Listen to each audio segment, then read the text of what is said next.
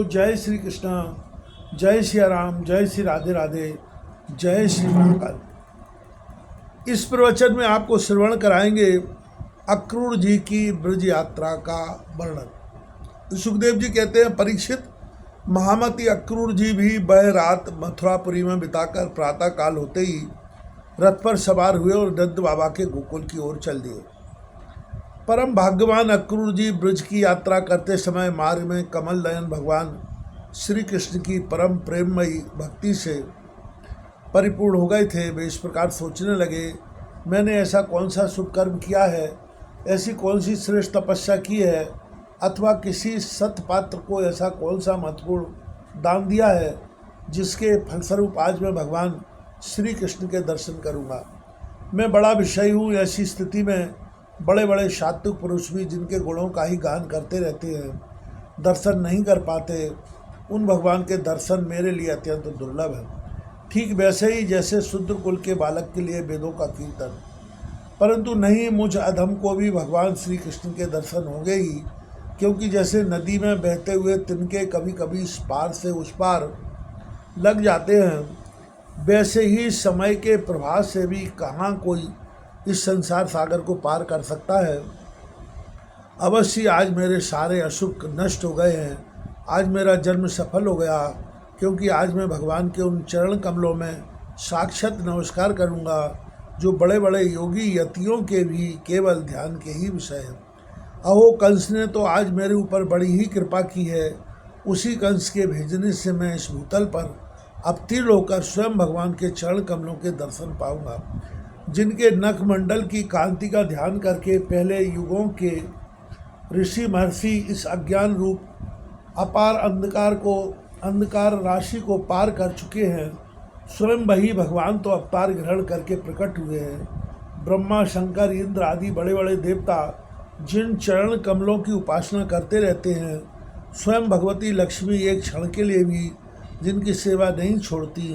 प्रेमी भक्तों के साथ बड़े बड़े ज्ञानी भी जिनकी आराधना में संलग्न रहते हैं। भगवान के बेही चरण कमल गौओं को चराने के लिए ग्वाल वालों के साथ वन वन में विचरते हैं। बेही सुर मुनि बंदे श्री चरण गोपियों के वक्ष स्थल पर लगी हुई केसर से रंग जाते हैं, चिन्हित हो जाते हैं। मैं अवश्य उनका दर्शन करूंगा। मरकट मणि के समान स्निग्ध कांतिमान उनके कोमल कपोल हैं। तोते की ठोर के समान नुकीली नासिका है। होठों पर मंद मंद मुस्कान, प्रेम भरी चितवन, कमल से कोमल रत्नारे लोचन और कपोलों पर घुंघराली अलके लटक रही हैं। मैं प्रेम और मुक्ति के परम दानी श्री मुकुंद के उस मुख कमल का आज अवश्य दर्शन करूंगा, क्योंकि हरिण मेरी दाईं ओर से निकल रहे हैं। भगवान विष्णु पृथ्वी का भार उतारने के लिए स्वेच्छा से मनुष्य की सी लीला कर रहे हैं। वे संपूर्ण लावण्य के धाम हैं, सौंदर्य की मूर्तिमान निधि हैं। आज मुझे इन्हीं का दर्शन होगा, अवश्य होगा। आज मुझे सहज में ही आँखों का फल मिल जाएगा। भगवान इस कार्य कारण रूप जगत के दृष्टा मात्र हैं, और ऐसा होने पर भी दृष्टापन का अहंकार उन्हें छू तक नहीं गया है। उनकी चिन्मयी शक्ति से अज्ञान के कारण होने वाला भेद भ्रम अज्ञान सहित दूर से ही निरस्त रहता है। वे अपनी योग माया से ही अपने आप में भूविलास मात्र से प्राण, इंद्रिय और बुद्धि आदि के सहित अपने स्वरूपभूत जीवों की रचना कर लेते हैं, और उनके साथ वृंदावन की कुंजों में तथा गोपियों के घरों में तरह तरह की लीलाएं करते हुए प्रतीत होते हैं। जब समस्त पापों के नाशक उनके परम मंगलमय गुण, कर्म और जन्म की लीलाओं से युक्त होकर वाणी उनका गान करती है, तब उस गान से संसार में जीवन की स्फूर्ति होने लगती है। शोभा का संचार हो जाता है। सारी अपवित्रताएं धुलकर पवित्रता का साम्राज्य छा जाता है। परंतु जिस वाणी से उनके गुण, लीला और जन्म की कथाएं नहीं गाई जाती, वह तो मुर्दों को ही शोभित करने वाली होने पर भी नहीं के समान व्यर्थ है।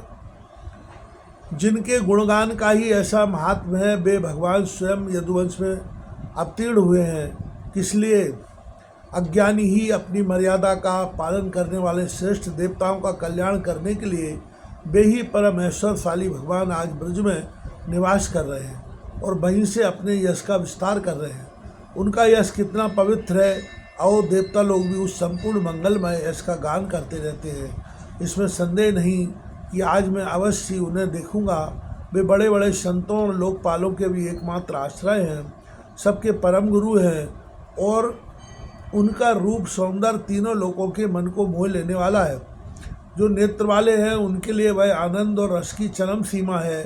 इसी से स्वयं लक्ष्मी जी भी जो सौंदर्य की अधीश्वरी है उन्हें पाने के लिए ललकती रहती हैं।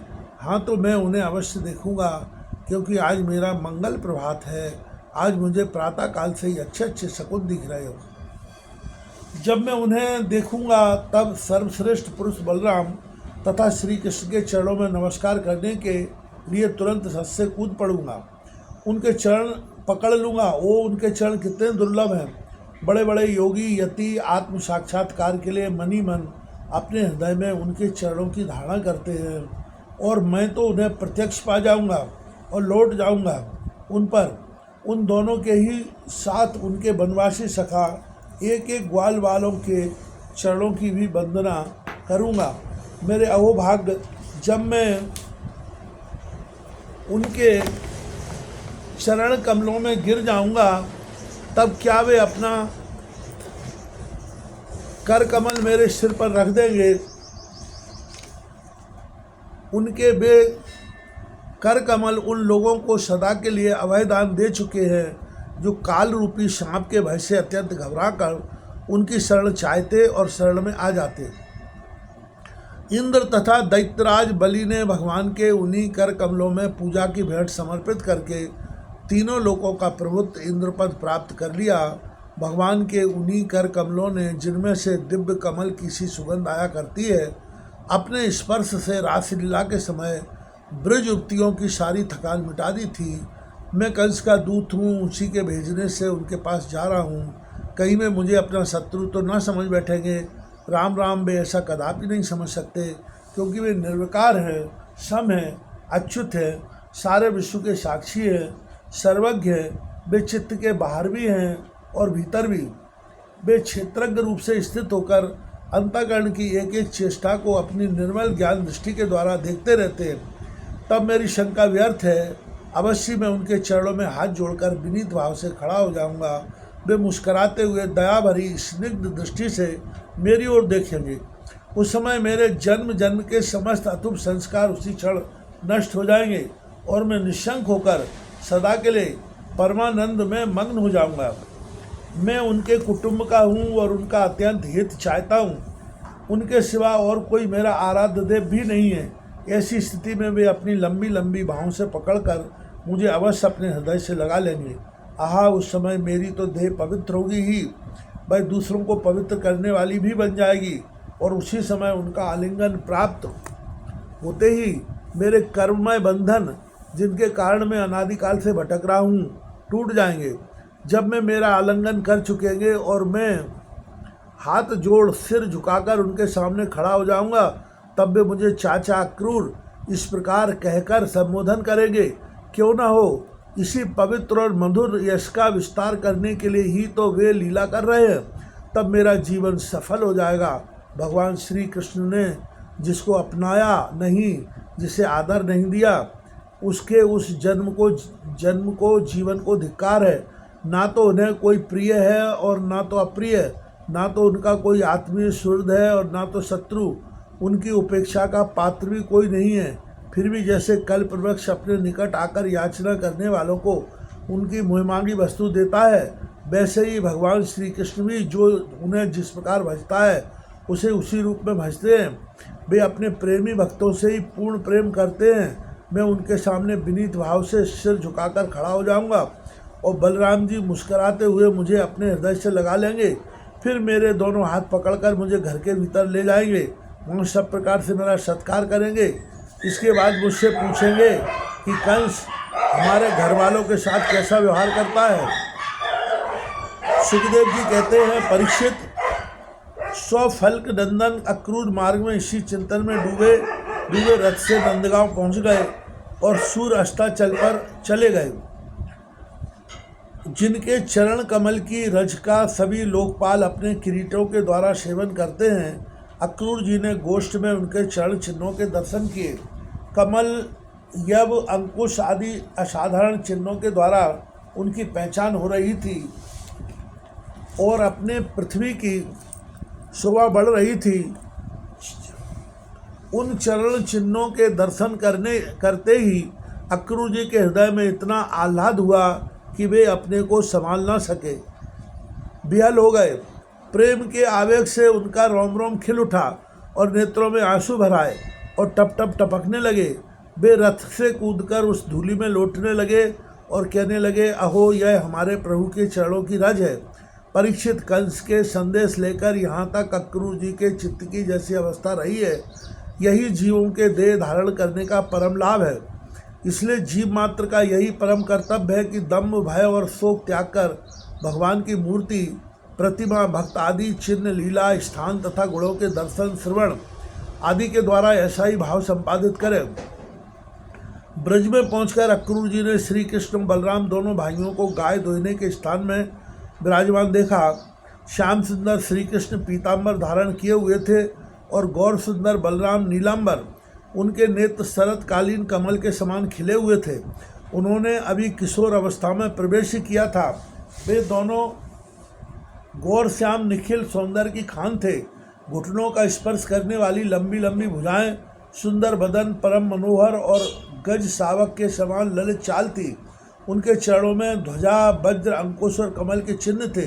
जब वे चलते थे उनसे चिन्हित होकर पृथ्वी शोभायमान हो जाती थी। उनकी मंद मंद मुस्कान और चितवन ऐसी थी मानो दया बरस रही हो। वे उदारता की तो मानो मूर्ति ही थे। उनकी एक एक लीला उदारता और सुंदर कला से भरी थी। गले में बनमाला और मणियों के हार जगमगा रहे थे। उन्होंने अभी अभी स्नान करके निर्मल वस्त्र पहने थे और शरीर में पवित्र अंगराग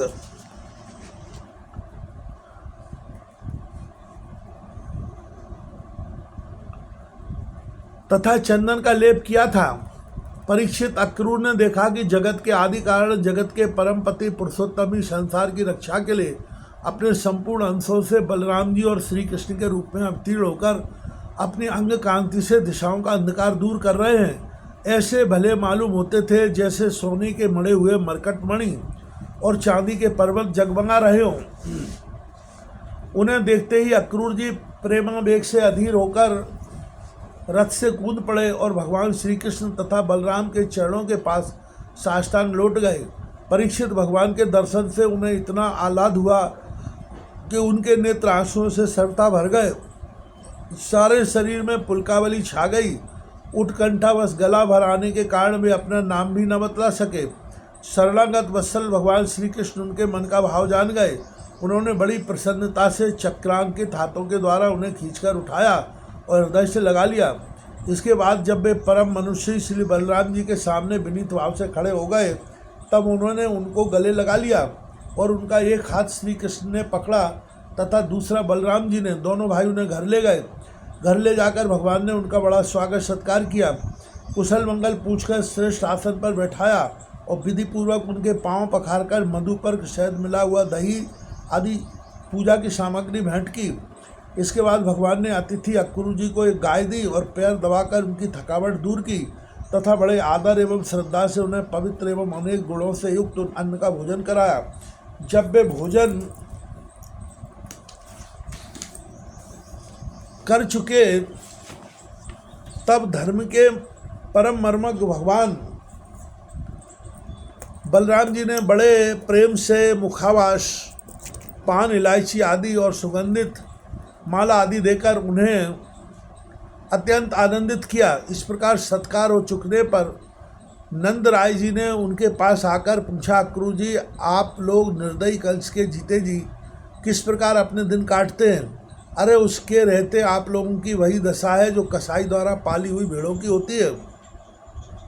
जिस इंद्रिया राम पापी ने अपनी बिलखती हुई बहन के नन्हे नन्हे बच्चों को मार डाला, आप लोग उसकी प्रजा हैं, फिर आप सुखी हैं, यह अनुमान तो हम कर ही कैसे सकते हैं। अक्रूर जी ने नंद बाबा से पहले ही कुशल मंगल पूछ लिया था।